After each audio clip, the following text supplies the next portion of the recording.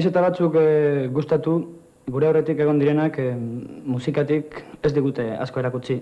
Bantxe bertan nik uste dut jendia oso despistatu dabilela euskal musika ditzen zaion horri buruz, ezta? Ni behintzat ala nabil, ezta?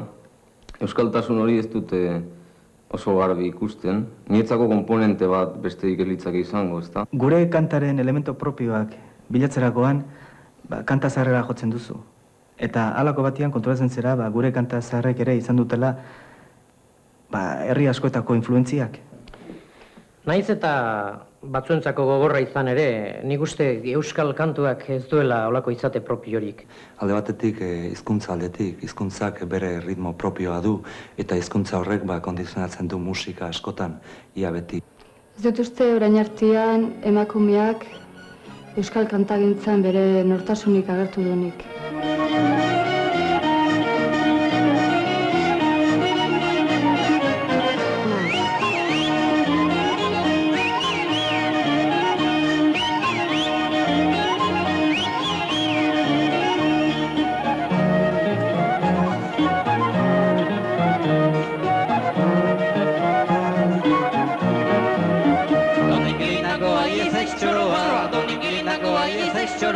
Sardina buru baino hobe du koioa.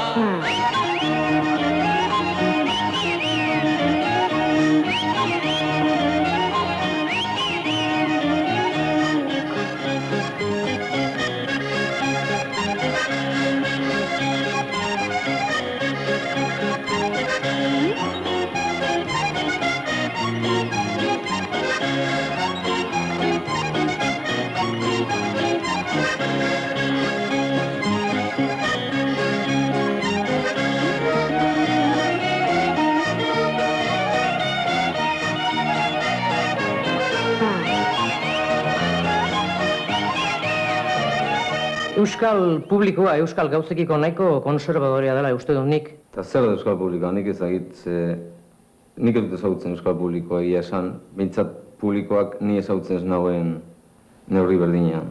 Orain arte izan dugun kritika nire ustez nahiko improvisatua eta negatiboa izan du dela. Nik uste estezio bakar baten aparte ez dagoela herri hontan, kritika espezializaturik. Eta gaine askotan bere burua hortaz hartzen dutenak gu lagundu baino nik uste deslagundu egiten gaituztela.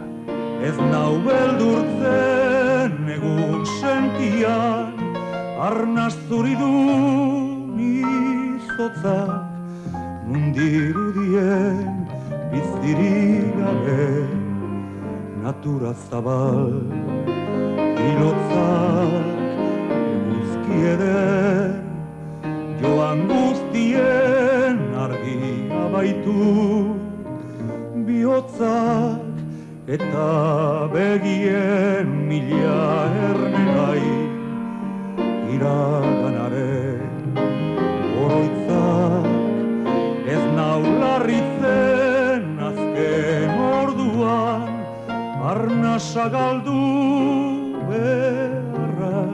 Orain sortzen den euskaldun kantariak problema handia ditu bere espazioa definitzeakoan. Nik uste dut kalian ere ala gertatzen dela. Nire inguruko bizimodua behintzat guztiz erdeldun eta hiritarra da. Edozein hizkuntza da egokia rock and roll kantatzeko, baina ondo egiten baduzu. Nire ustez euskara gaztelera baino hobekiagoa da. Hondartzan eskatxak bere aitaren eskuari loturik dena irentzi zorian garaile jaisten diren odei triste hoiei begiratzen dielarik neskatxak isilik negarrezareka.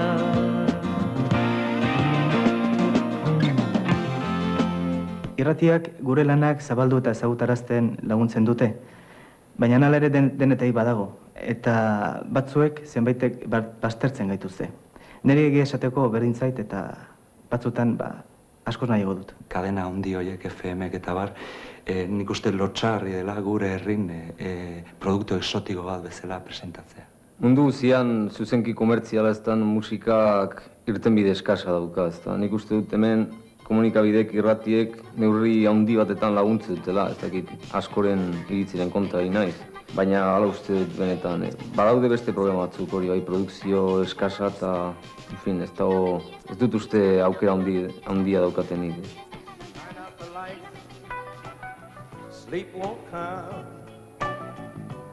Gure taldean behintzat profesionaltasun ez da izugarria dago. Hemen gure taldean behintzat hortara dedikatzen garenak, gehiena behintzat hortara dedikatzen gara gure emaztiak lan bat daukatelako. Ostantzien ez legoke olakorik izango. Bueno, gauza ederrena musikatik bizitzea izango zen, baina oraindik instrumentoak erostea da gure helburu bakarra. Hori eta ondo pasatzea.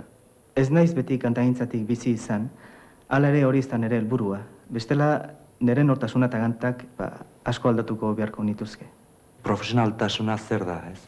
Ez da bakarrik montaje handi bat eukitzea edo hobeto jotzea lehengo urtean baino. Da, goizian altxatzen zean ezkeotz hortara egotea. Hau frankotiradaren erreinua da. Hemen bakarrik aritu dena aliatu da zuzerta. Egoak ebaki banizkio, neria izango zen, ez zuen alde egingo. Egoak ebaki banizkio, neria izango zen, ez zuen alde egingo. Baina nonela, ez zen gehiago txoria izango. Baina nonela, ez zen gehiago txoria izango. Eta nik txoria nuen maite, eta nik txoria nuen maite. Egoak ebaki banizkio, neria izango zen, ez zuen alde egingo. Baina